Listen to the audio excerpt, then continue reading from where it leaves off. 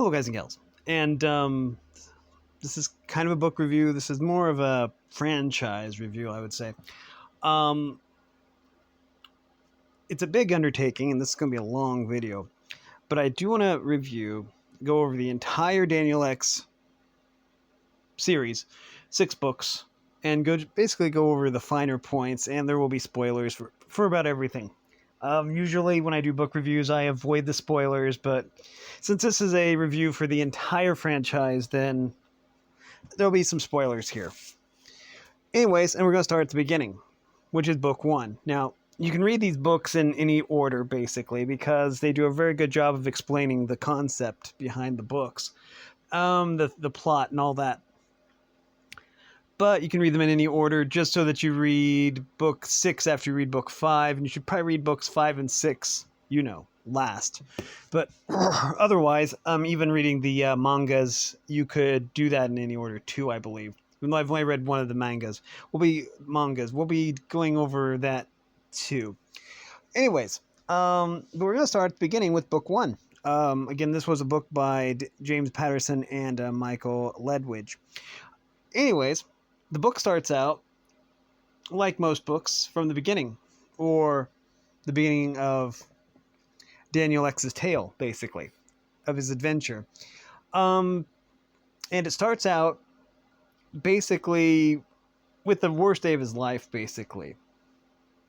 Because, basically, Daniel's parents are aliens, and they're also alien hunters, bounty hunters, except they're good guys. And they're going after the bad guys. And there are a lot of bad guys on Earth that are also aliens. Hostile aliens. So anyways, when Daniel was, I want to say 3 years old or something, he was really, really young. But he still had powers, Well, anyways, number 1 on the list, what we'll refer to as the list, or the list of hostile aliens on terra firma, aka it's a list of bounties on basically every hostile alien on planet Earth. His parents were, working through the list, but number 1 on the list, who is super powerful, basically decided to try and take the list back and basically kill his parents, which is, that's not really too great when you're 3 years old. Basically, Daniel was in the basement making clay, recreating the 7 wonders of the world out of clay. So he's very gifted, Also, he has shape-shifting powers by then, and so that basically saves his life. Anyways, his parents are killed in a very painful way with an Opus 2424. I think that was the name of the gun. It's been so long since I've actually read this series that's kind of coming back to me. He's able to escape because he transforms into a dog tick. That was it. A dog tick. And hitches a ride on number 1's face or something. And then escapes. About 9 or 10 years later, he goes back for the list. So he was in hiding for about that amount of time. And he didn't really start undertaking alien bounty hunting until he was, older, like 12 or 13. Anyways, Daniel has the power. Well, both his parents had this power as well, but since they both had this power, it basically manifested itself inside of Daniel X exponentially, making him way more powerful than his parents were, because he got the power from both his parents. He can basically create anything out of his imagination, out of nothing. He can basically create objects out of thin air. And he's also able to bring his dead parents back to life with that ability. And they're, they can be interacted with, and, so which is very helpful. He also has 4 friends, childhood friends, that basically had back on Alparnock, which is his home planet. There's Willie, there's Joe, there's Emma, and there's Dana.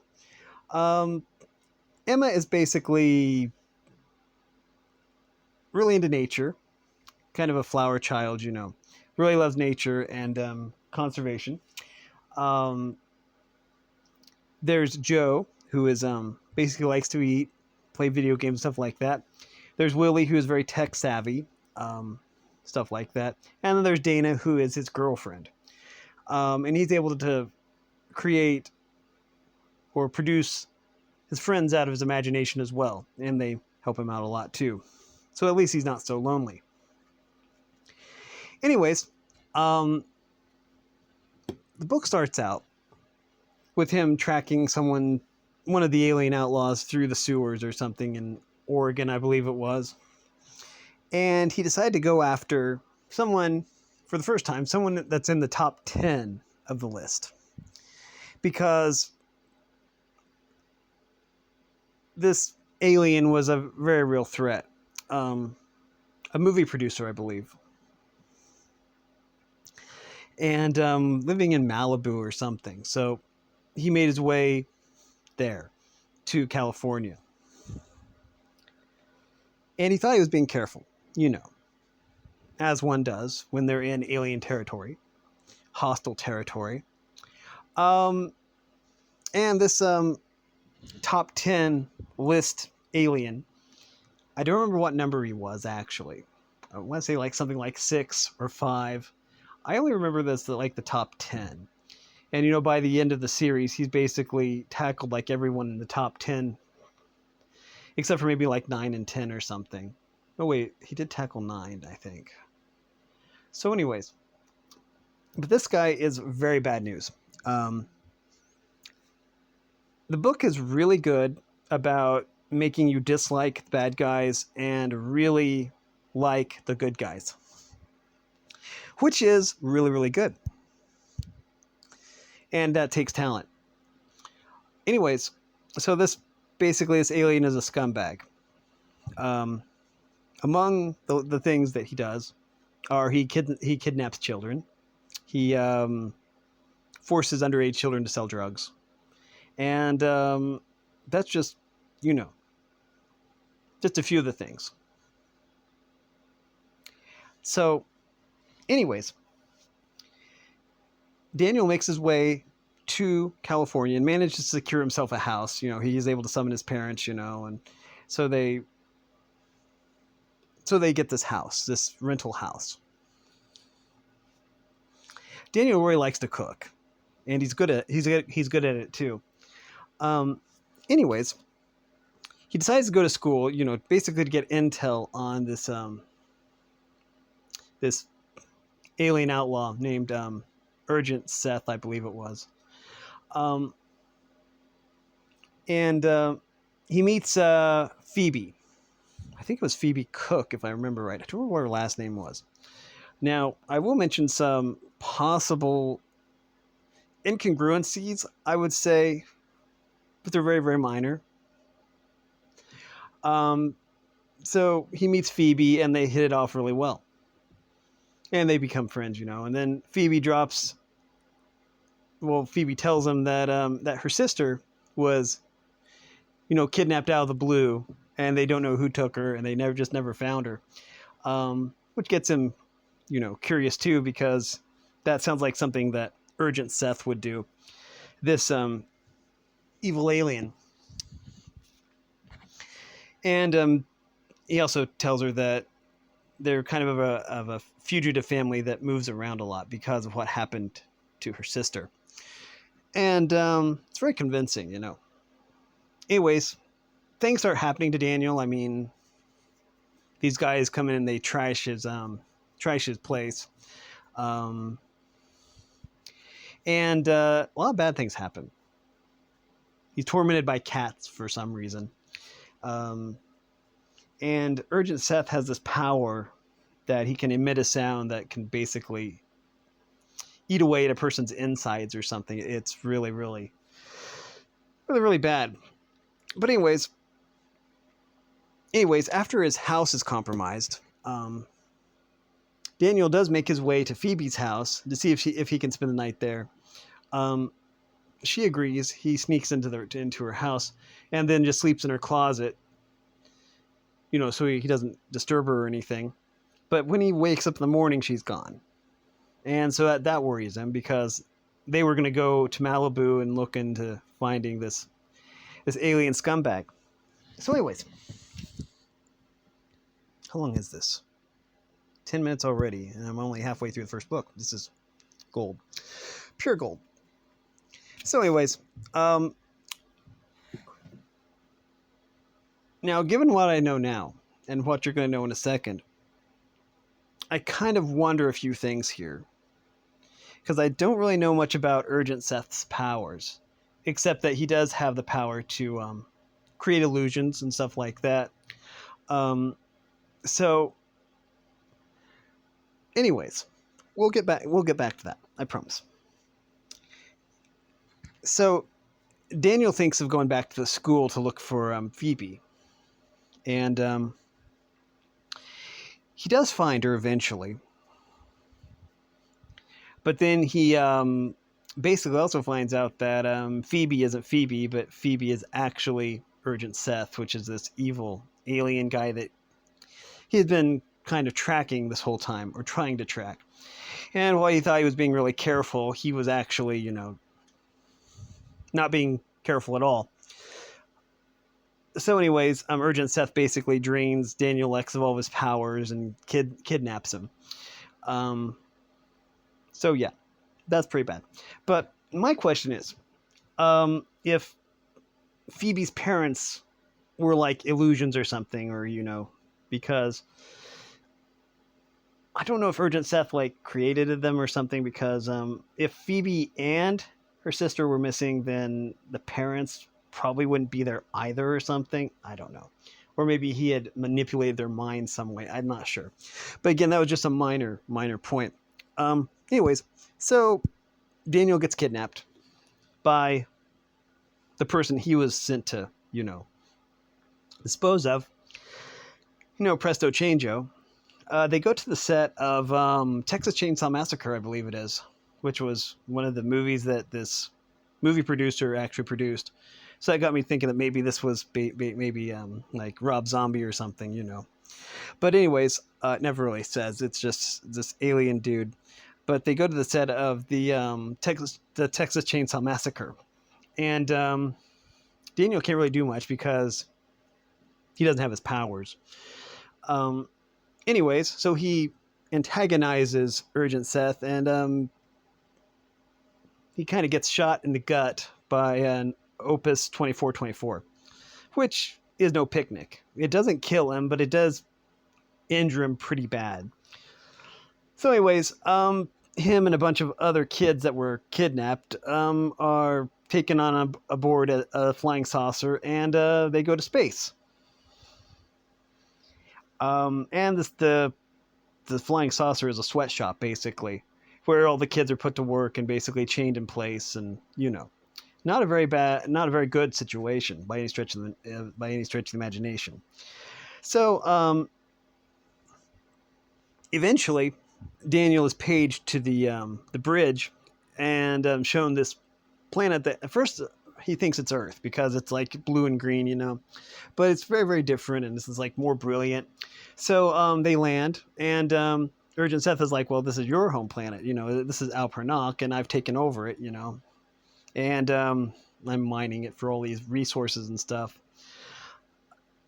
And so he does manage to escape. He gets enough of his power back from sleeping that he's able to escape and basically get away. He runs as fast as he can and as far as he can, but he still collapses in the middle of the desert and is found by two kids. And eventually they take him to an underground city where they're currently living while they're hiding out because their planet is under siege by, Urgent Seth, this alien guy. So they go and they want to show Daniel something special. So they go through all these different places that eventually culminate with him reuniting with someone that he met when he was a kid. It's this huge elephant that was really, really, really, really big, a very friendly elephant, and Daniel loves elephants because they were basically this planet's gift to Earth. They gave them elephants. So after that, Daniel is confronted by this old woman, and then he starts having pains in his stomach, and because turns out that the shrapnel from the Opus 2424 does tend to explode and cause shrapnel to blow up everywhere. So this old woman does help him and does clean out the wound and basically saves his life. He finds out that is his grandmother. So he meets his grandmother, and then they find out that it's him, and so they have this big party, and they share their memories with him of when he was young and stuff like that. What he does find out though is the history of Dana, Emma, Joe, and Willie, and the tragic truth is that when Urgent Seth first attacked the planet, they were killed, and so they're not around anymore except in his memories and in his mind. So that's kind of sad. So anyways, Daniel wants to take on Urgent Seth, as a final showdown. And he doesn't have really any plans about it, on how to do it. But he does convince Urgent Seth to attack him. He's kind of ingenious, though, because he can shapeshift. Daniel can shapeshift, rather. And so he does shapeshift into a tiny little insect, which was the way he got away from number one. So he crawled into Urgent Seth's ear and basically finds his way into the evil alien's brain. And then he turns into this huge elephant that's huge and basically gets out that way, which is really, really messy, but very, very effective, I would say, in terms of, eliminating someone. Anyways, he does want to stick around and help, rebuild the planet, but they're like, well, you better go soon before Urgent Seth's goons change their mind, and you basically need to go and protect Earth. So he says goodbye to his family on Alparnock and ends up back on Earth. And so yeah, that is first book.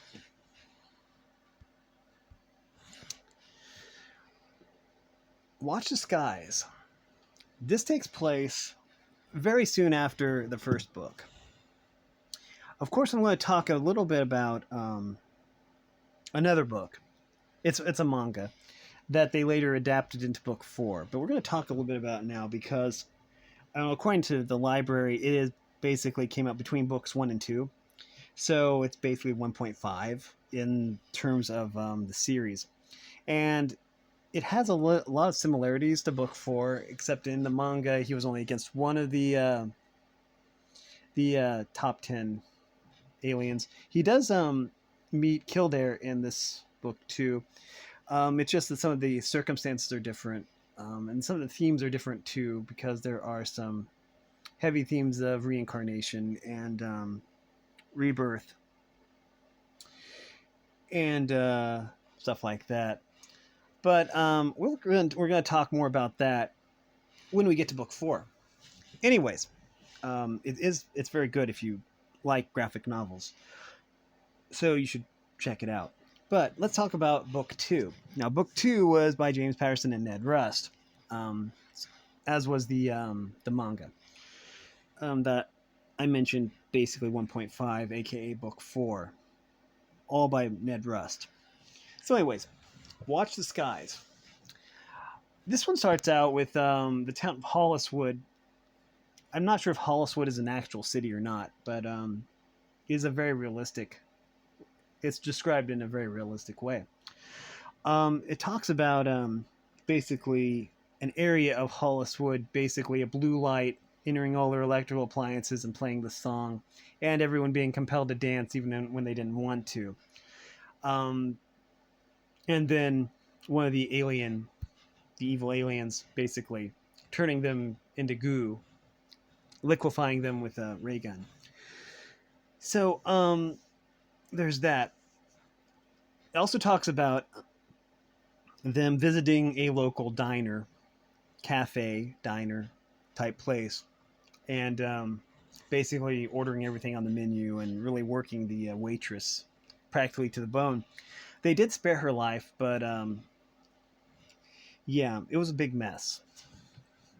And she didn't really remember it either because the aliens have a way of making anyone who sees them forget that they exist. So, anyways, now we enter Daniel X. He's on his way to Holliswood to track down this alien who is not a film producer this time, but he's kind of an influencer. He basically makes videos and then puts them on like intergalactic YouTube. He's known, his form of entertainment is known as entertainment because he basically unalives the all the cast, turning them into liquid puddles. So this book also basically drew a lot of parallels, at least in my mind, to Scooby Doo, even to the point where they adopt a dog in this this book, and they're solving mysteries, and they have a van, and it's a high tech van, and stuff like that. So I thought that was kind of ingenious. Anyways, Daniel X ends up, at the diner and helps uses his superhuman powers to help Judy, which is her name, the name of the waitress, helps her to clean up the cafe, the diner, and he tries to figure out what's going on. Also, he rents a house, an old Victorian house at the edge of Holliswood, as his base of operation. He, of course, summons his mom and dad and his sister, who he calls Pork Chop, whose name is Brenda. She really isn't mentioned much because she was kind of not really born yet when number one on the list basically killed his mother. She was basically pregnant with Brenda, but she's still in his memories, and he still basically brings her to life and stuff like that. So, anyways, with the help of his friends and his mom and dad, and Pork Chop, they basically try to figure out what's going on because there's a lot of strange goings on, and a lot of it centers around the television station, and why there's a lack of a fire department, and why there's so many people missing in town, and why nobody can actually remember the aliens or any alien activities, even if they witness them. So, anyways, they end up, or Daniel ends up creating a van that has all this high-tech gear in it, so that they can track phenomenon and basically review transmissions and all kinds of really high-tech stuff. And they also found something strange in the mailbox of this particular house. They found a tin of caviar, which thankfully nobody ate. Anyways, using satellite imagery and stuff like that, they are able to basically determine where the alien overlord is. And so, yeah.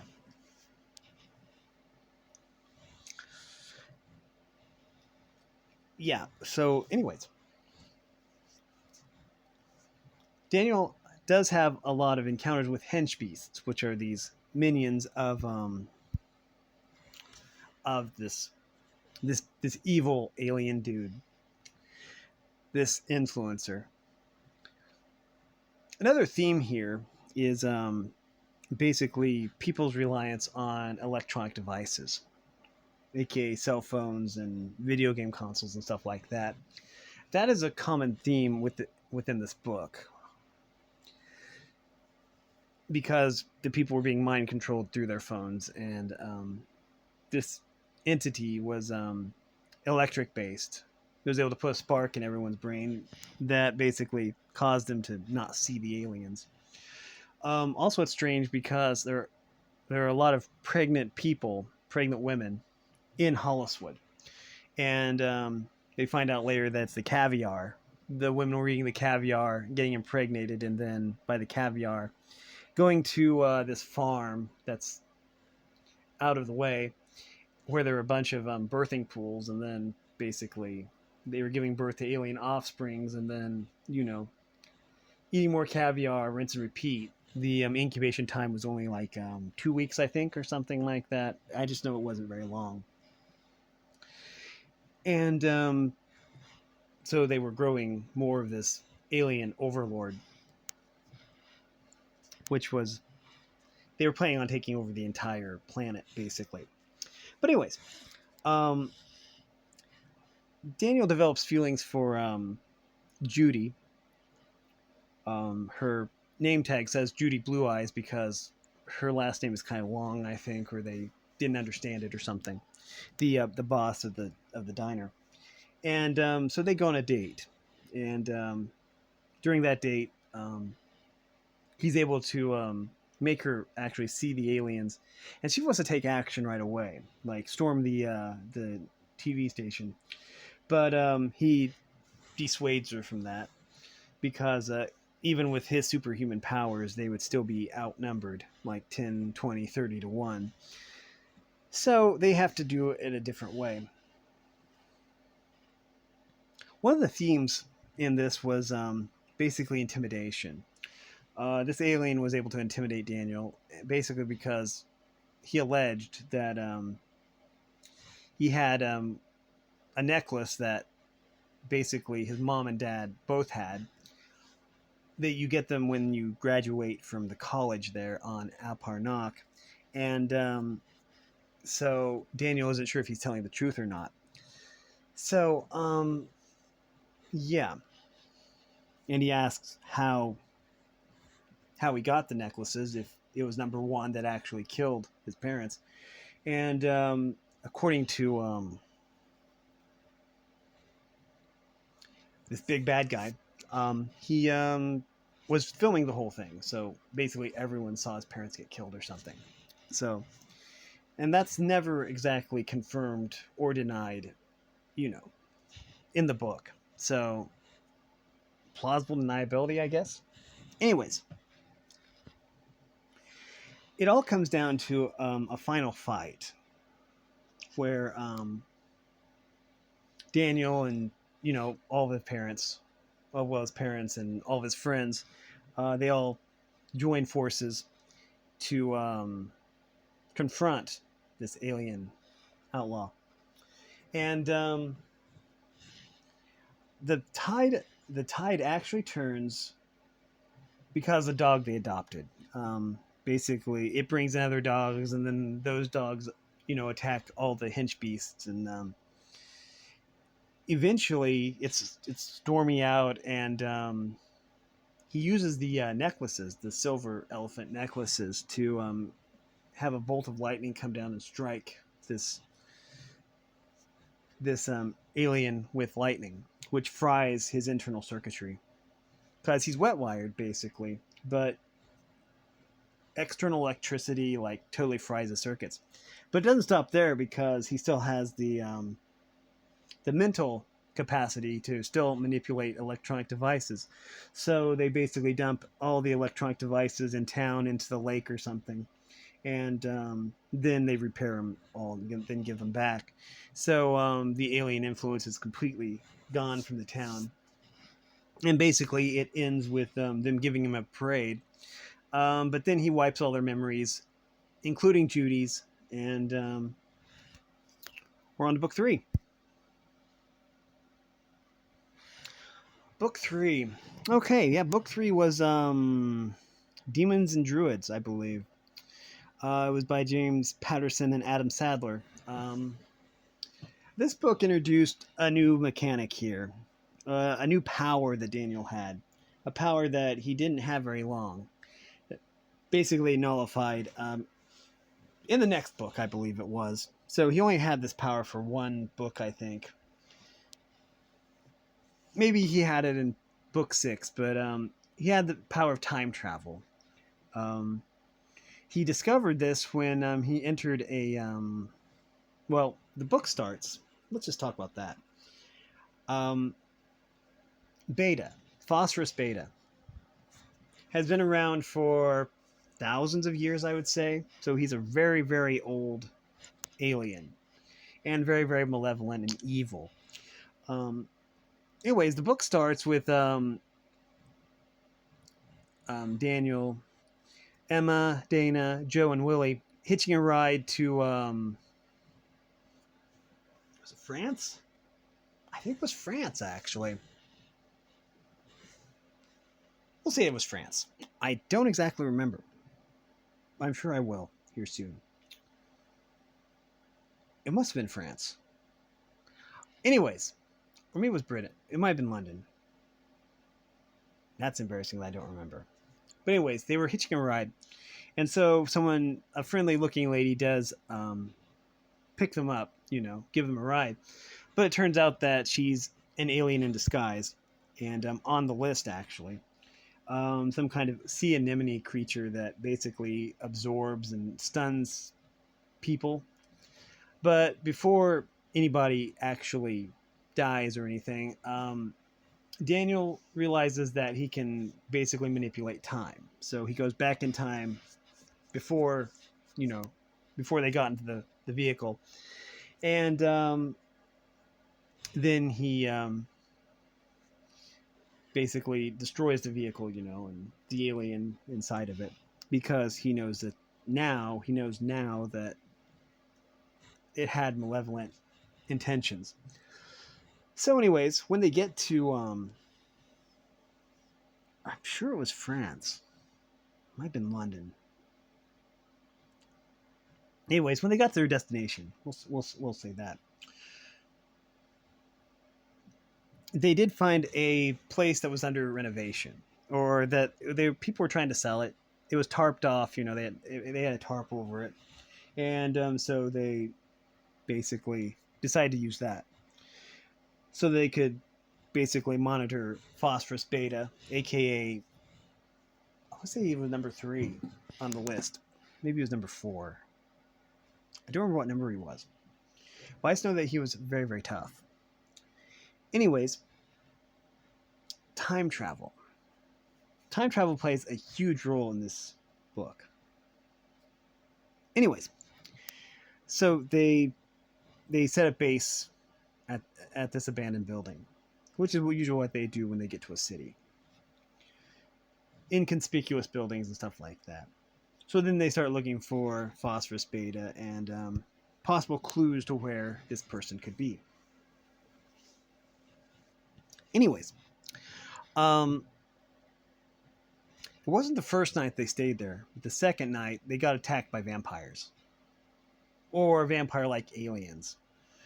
And the way Daniel handled that was I believe he turned into he grew really large, and then he bit the head off of like the lead vampire or something, because it turned into a bat. So he pulled an Ozzy Osbourne or something like that. And then all the other vampires ran away because they were kind of afraid of phosphorus beta also. Anyways, they did find where phosphorus beta was located, and a lot of his followers, at a metalworking refinery, and with a very apt name like Faust or something like that, something historical. So, anyways, they set off in different directions. I mean, Willie goes like in one direction, but then he like vanishes. Daniel and Dana, was it Dana or was it Emma?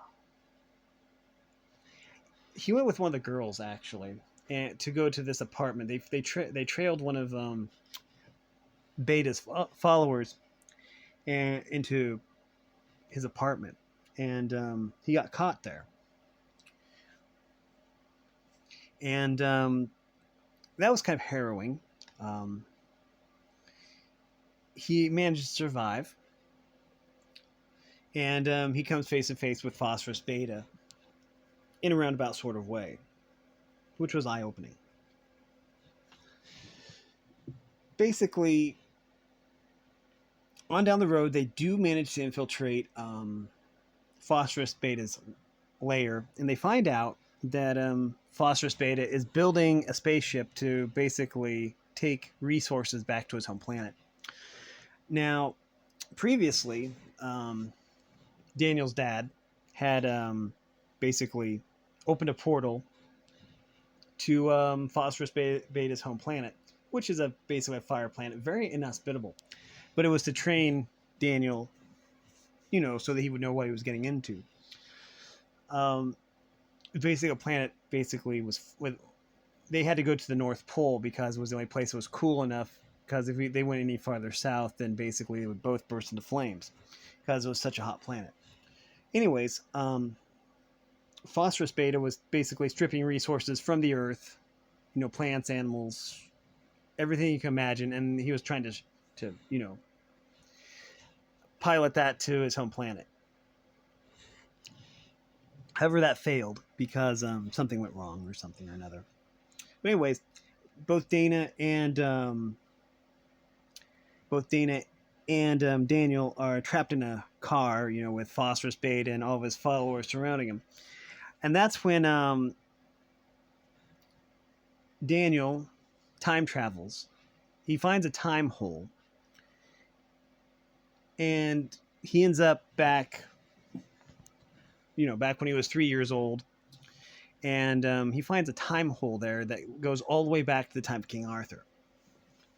So, and that apparently in the time of King Arthur was when Phosphorus Beta first landed on the planet. So getting to him early enough might actually save the day. So Merlin and Arthur, they basically help Daniel, because Merlin is from Alparnock also, except that Guinevere was supposed to be the main one, but she didn't survive. They find out about Stonehenge also. They don't know anything about Stonehenge, just that it was somehow used as a weapon against evil or something. So, anyways, they do encounter past Phosphorus Beta, who is disguised as a dragon. It's actually Sir Kay, I believe, that's the dragon, because he became one of Beta's followers or something. But anyways, after they beat the dragon, then Daniel is taken back home through the time hole, and just with the knowledge that somehow Stonehenge is supposed to be the way to beat Phosphorus Beta, but that's kind of vague, and it's all the information they have to go on. However, when he comes out of the time hole, he's out of the car and he's away from where all the people are that were trying to to kill him. But turns out that him and Dana are fine.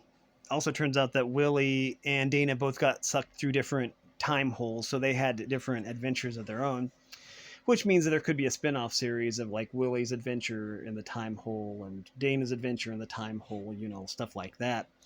So anyways, they go to Stonehenge, and eventually Phosphorus Beta and all of his followers show up. Phosphorus Beta basically takes all of his influence and all of his power back from all of his followers, and they fight. Eventually, when day breaks, something strange happens with Stonehenge, and it's like a second sun appears, right above Stonehenge, and it sucks Phosphorus Beta into it, and then Phosphorus Beta gets sucked into the sun. And Daniel is basically left with some pretty bad burns, but they heal up eventually, and it's on book 4. So let's do that. Book 4. Book 4. This is a book by James Patterson and Ned Rust. It's called Game Over. Basically because there are 2 enemies, 2 aliens from the list, and they're both after Daniel. And they're both they make video games, basically. and they're very, very popular. And the games they make are very, very popular. And basically, this book talks about basically the danger of video games to a certain extent. Basically, the plot of these evil aliens is to not only to hunt endangered species to extinction and eat them, it's also to basically take over the world by brainwashing gamers or something, so that eventually gamers won't be able to discern video games from real life, and then so again it deals with mind control and influence. But anyways, starts off with Daniel and company, his parents, and his friends being in Japan, um, because that's basically where the video game people are. So they infiltrate. I think it's called Game Consortium, I think, or something like that. They infiltrate the place, and then they find out what the plan is, and that there are a lot of aliens that are working there undercover, and under human cover, of course. So they look like humans. Anyways, they're able to escape, and they take the train. While they're on the train, they meet another family from the same planet that Daniel's from, and they are the Makamis. That's it, the Makamis. Then there's four of them: a mom, a dad, a brother, and a sister. And so these aliens that are basically street toughs, um, you know, they look like gangsters or something. Start harassing the Murakamis, and so Daniel and friends intervene and send them packing. Since Daniel can basically shapeshift into anything, he shapeshifted into some video game character and then basically beat the tar out of them. So yeah, they had injected a tracker into one of the people though, and he's able to extract it using his special powers. Anyways, they stay at a dojo, an old abandoned dojo, for a while, and find out that the Murakamis are very good at martial arts, a lot better at martial arts than even Daniel or his friends are. They're very friendly people, and he sends them to the airport in order to get them to safety. It doesn't work though, because they don't really go there. So, anyways, there's an event on Alparnock called Gathering Day, I believe it's called. Something to do with gathering. And so they go to a very fancy hotel and they celebrate that. While they're there, Daniel has a vision. Sometimes Gathering Day does cause visions of number one from the list, finding him and then squishing him flat, and stuff like that. But turns out that isn't real, that it was just a vision that thankfully doesn't come true. Anyways, yeah, he had spied earlier on the two aliens that are on the list. Found out they have a son that was very different than his parents were, because his parents were like evil and stuff. His son was their son was actually a very kind person, or more likely an alien. Anyways, he also found out that number one on the list was lurking around, and that's probably what caused the vision. So, anyways, he goes to school to get intel on Kildare, which is their son. Again, this is basically just a retelling of the manga to a certain extent. So he befriends Kildare, who basically has an obsession with ants and insects and stuff like that. He's very, very smart, and he gets bullied a lot also, though, but he doesn't really do anything about it. Daniel does get some limited revenge on the bullies by bringing an entire butterfly collection to life. And so there's that. That kind of makes Kildare suspicious. Now there is a being, an entity that Kildare is friends with, a being that basically is slated to be hunted to extinction because there's only one left, and they want to try and keep this entity, this being, this alien away from Daniel because it could teach him something useful. Anyways, they are unsuccessful, and Daniel has to chase this alien down.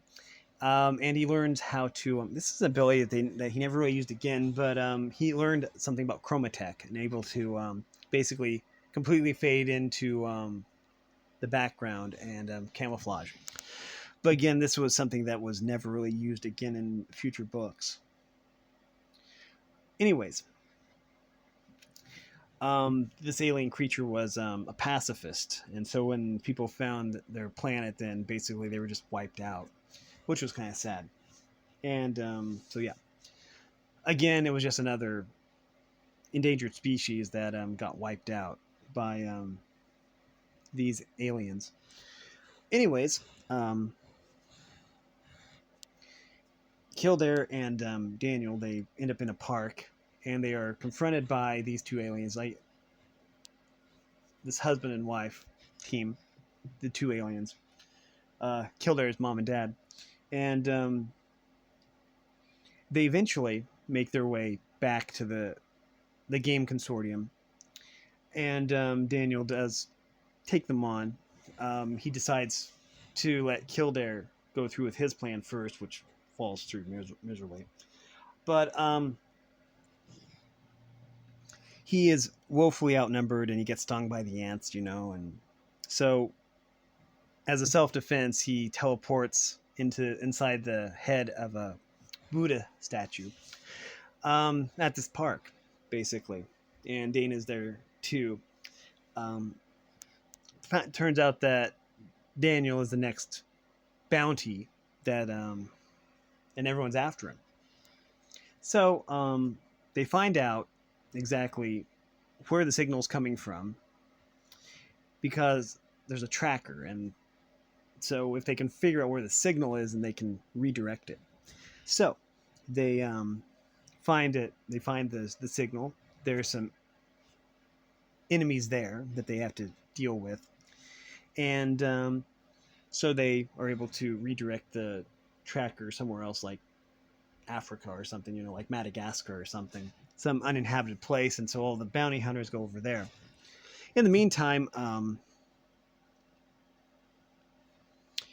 Daniel goes back to the school and goes to visit Kildare's aunts, and he finds a piece of paper, in the ant farm, and it has all these chemical symbols on it, and so he learns chemistry and ends up going to the beach where there's about a lot of salt water, and that's where the final confrontation is between the two aliens and Daniel.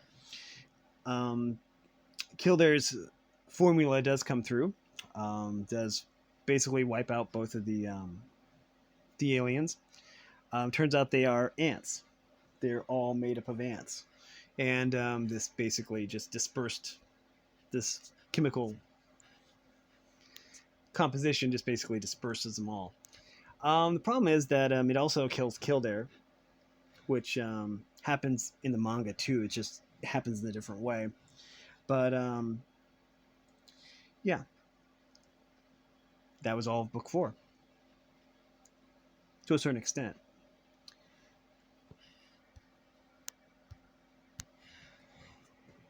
Book 5.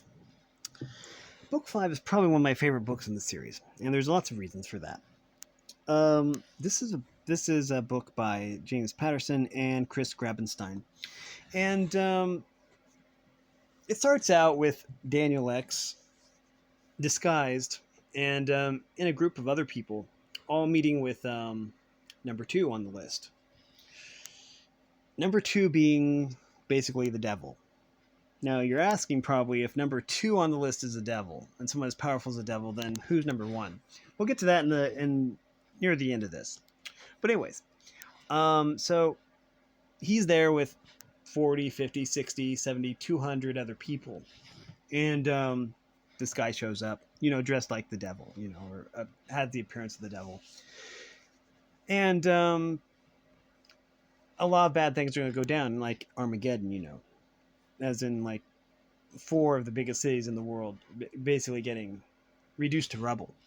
So there's a lot riding on this. Anyways, he gets found out by Attila the Hun, the actual Attila the Hun. And so he pulls the same trick he did against in book 1 by basically transforming into yak stew, and then he got eaten by Attila the Hun, and then basically was able to defeat Attila the Hun from the inside out. Anyways, so with that done, they decide to, Daniel and his friends, they decide to go to an amusement park where they basically they ride the rides, stuff like that. But they get caught by a government agency. The government agency had some kind of funny name. I don't remember what it was called, but it was a lot like the X-Files. It was basically a government agency that Daniel's dad worked with, actually. And he knew Daniel very well, this Judge. His last name was Judge. Agent Judge. And so he joins forces with Agent Judge and this government organization, similar to the X-Files. People that were exploring or looking into aliens on Earth. So Daniel goes and lives with this Agent Judge for a short amount of time, so they can plan a way to defeat number 2 on the list. While he's there, basically Armageddon happens with number 2 on the list, the devil, basically turning 4 of the biggest cities of the world to rubble. But no one was hurt. Just all the buildings destroyed, with lots of despair, and basically people joining number 2's side. And basically with number 2 taking on the form of like the horsemen of war, death, pestilence, famine, the 4 horsemen. But the big thing to note was that no one was killed, not a single person. So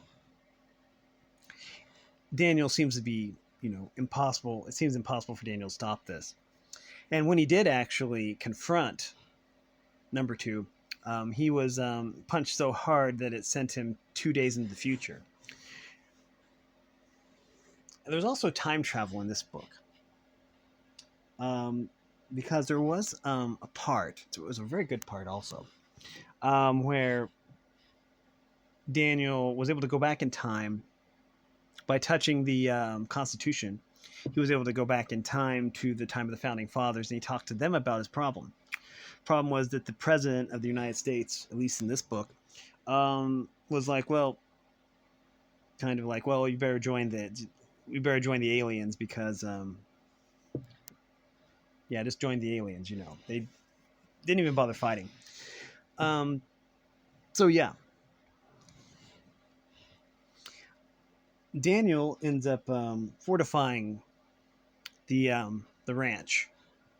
It's a Kentucky ranch that Agent Judge owns, and Daniel basically falls for Agent Judge's daughter.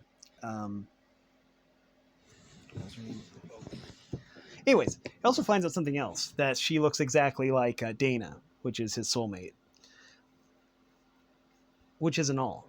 When they're in Russia, Dana gets hurt. Well, not badly, but she does get a scar on her face because... and Daniel realizes that he wasn't able to protect her. But then the weird thing is that when he gets back to the ranch, that now Agent Judge's daughter has that same scar on her face too. So he finds out that basically Agent Judge's daughter, I think it's Monica. Well, we'll call her Monica. I don't know. That Monica has Dana's soul. Basically, is a reincarnation of Dana's soul. Um, while Emma, Joe, and Willie, they didn't get their souls reincarnated. So, anyways, that's all well and good. But even though they fortified the ranch, it still gets attacked by number 2, and Monica gets taken. Maybe her name wasn't Monica. No, that's embarrassing. Okay, we'll call her Monica, I guess. Wait, it's Melody. Sorry about that. I knew it had a musical name. So while he's at the ranch, he also went to the ranch to meet Xanthos, who is his father's advisor, and just happens to be an alien horse from the Horsehead Nebula. And so Xanthos gives him some advice as well, and Melody, right? Yeah, Melody. Melody gets taken, and number 2 wants to trade Daniel X for Melody, but he's able to track down number 2 that way, aka Abaddon. Anyways, they are able to assemble a rather large group of a rather large army, I would say, of like Navy SEALs and military personnel, and they are able to basically find a way into Abaddon's lair. And what's interesting is this is basically a book that is based on the events of the Book of Revelation, but it also has the places listed in Dante's Inferno. So basically, they find the door to hell, basically, and this army, with Daniel leading them, they all go down into that. Some of them turn back, but a lot of them don't. And they just keep getting deeper and deeper, and just the elements of Dante's Inferno and the way that the various souls were tortured down there are in the book. So eventually, it gets to the point to where Daniel's dad, basically, his parents were meant to be advisors to him, and they have one last thing to tell him, or last few things. Basically, Daniel asks finally about number 1. And basically, before number 1 killed his father and mother, they were working to defeat number 2. But they thought Daniel would be better at it than they would. So, anyways, Daniel's dad ends up saying that number 1, if number 2 is the devil, then number 1 is basically a god of chaos, which is why number 1 was able to block Daniel's time-traveling powers. And so, yeah, after that little revelation, Daniel's dad basically goes to the afterlife, followed by his mother as well, because they've basically given Daniel all the guidance that they can. So then, finally, he meets number 2, aka Abaddon. He tries to time travel, and he thinks he's doing a good job of it, seeing possible futures and stuff like that. But he does get advice from like Cordata, the elephant from the first book. He got advice from all of these different people, but he does find out that number 2 is basically manipulating him, and it's also testing him as well. Puts him through several trials that he passes pretty easily. Except, anyways, So, anyways, he ends up getting enslaved though. Him and Melody basically both get enslaved, which is kind of sad. But Daniel still does have his powers, and he just has to find a creative way to use them. Um, what he also finds out is that he finds out that this devil, or the devil, is actually from the same planet he is from. So he's afraid that he's gonna basically turn evil too, even though Abaddon has probably been on the planet for thousands of years. But anyways, Daniel finds a way to make Abaddon mortal, and is able to defeat him after a lot of trial and error and a lot of pain and suffering. But after that, everything seems to be going well, and everything returns back to normal. The events of Armageddon have been reversed, and we get to book 6, where the final book. And so we have book 6 here. It is Lights Out. Daniel X, James Patterson, and Chris Grabenstein. So this book picks up right where the last one left off.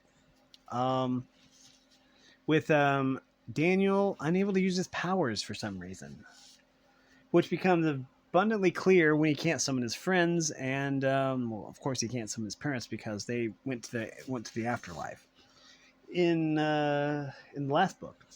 So, anyways, he's walking beside the road in Kentucky, you know, outside the Judge Ranch, and thinking about Melody, of course, when basically he gets hit by a semi-truck. When he wakes up, the doctors and nurses there, and even his friends and family, they try to convince him that he dreamed everything up, that he doesn't actually have powers, he isn't actually an alien. He actually had a wreck on his bike and is dreaming everything up. And it gets to the point to where he starts to believe them until he realizes that they know some things that normally they shouldn't, and realizes that it's basically a ruse, and that number one is trying to manipulate him or keep him sedated and stuff like that. So he's able to escape. He eventually gets enough of his powers back that he's able to teleport, and he's able to escape that way through teleportation. So, anyways, he is able to then summon his friends, and they go to a museum and study history and stuff like that. Anyways, they need to come up with a plan to defeat number one, because number one has all these powers and is really scary. Now, that isn't all that's happening. Also, what's happening is there's a black hole that is formed outside the planet, and it's tied to number one, aka this god of chaos. So it's kind of imperative that they find a way to defeat him. So, anyways,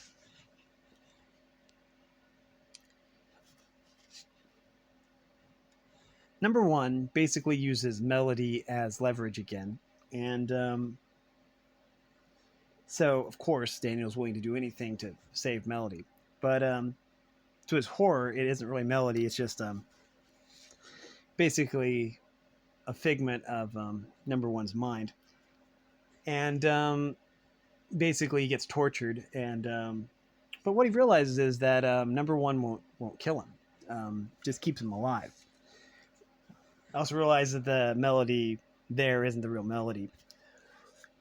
So he ends up getting taken back to the hospital, or this prison camp meant to look like a hospital, and he's able to outsmart number one into tricking him into thinking that he's traveled back in time. And he does that because he remembers exactly what happened on that day, you know, the terrible day when his parents were killed. So after a long, hard fight, he does manage to beat number one. But the black hole doesn't go away. In fact, the black hole is still growing steadily. So it isn't over by any stretch of the imagination. Um, should be noted that on the train earlier, there was this girl, or someone posing as this girl, a girl, and who basically gave off a golden light or a sparkling aura, and basically the essence of good. He meets her again, or she visits him because he's back at the farmhouse, where all the bad things happened, where his parents were killed. But and they talk about basically about destiny, I think, stuff like that.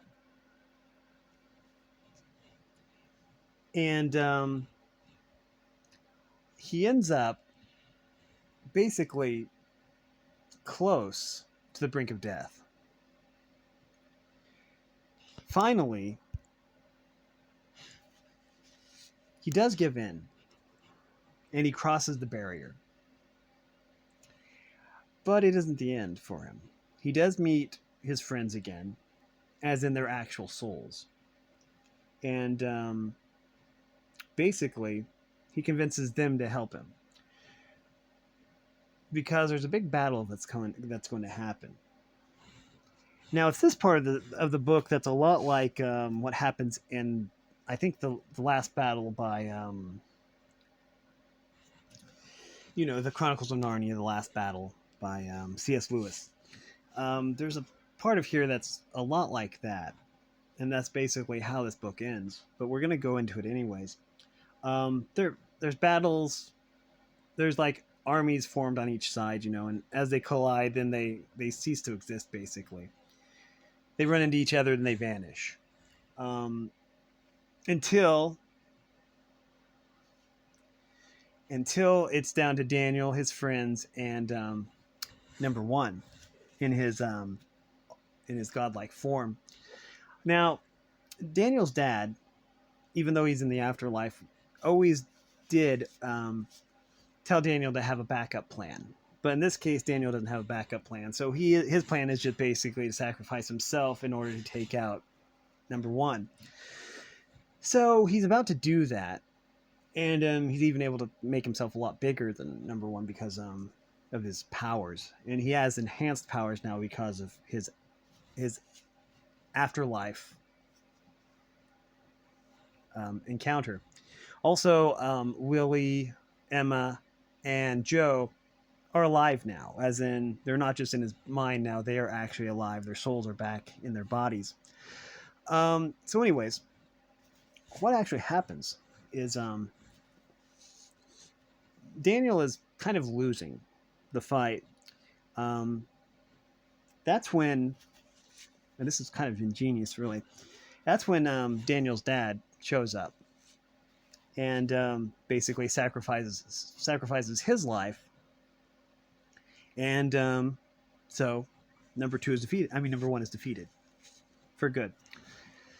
Then I guess that Emma and Joe, Willie, Dana, well, not Dana. Dana is actually Melody. Melody, Daniel, all of them basically have a normal life now because there's no more aliens to defeat. At least that's that.